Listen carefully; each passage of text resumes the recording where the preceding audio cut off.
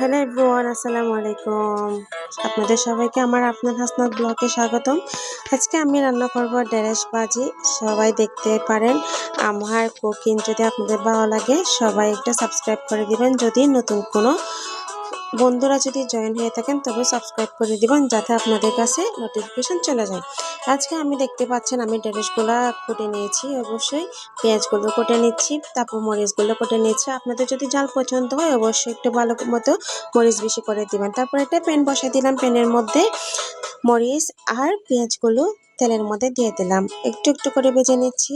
তারপর দিয়ে দিব আমি মশলাগুলো, একটু কষিয়ে নেবেন যাতে ভালো একটা ফ্লেভার আসে। দিয়ে দিচ্ছি একটু হলুদ গুঁড়া, তারপর দিছি জিরার গুঁড়া। তারপর আপনাদের স্বাদ মতো আপনারা মশলাটা দিবেন। যদি আপনাদের পছন্দ হয়, মশলা বেশি পছন্দ করেন তাহলে মশলা বেশি খাবেন।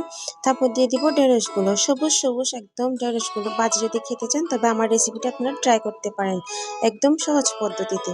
তারপর আমি দিয়ে দিব স্বাদ মতো লবণ। সবাই আমার চ্যানেলটি সাবস্ক্রাইব করে দিবেন, আমার রেসিপিগুলো ফলো করবেন। আমিও আপনাদের সবাই রেসিপি ফলো করব।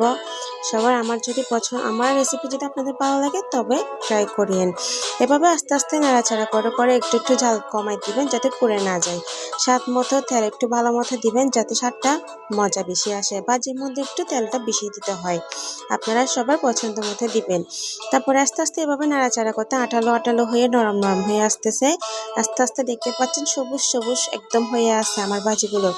এভাবে আপনারা সবুজ যদি ভাজি খেতে চান ঢেঁড়স ভাজি, তাহলে এভাবে ট্রাই করবেন যাতে লেগে না যায়, পড়ে না যায়, এভাবে করবেন।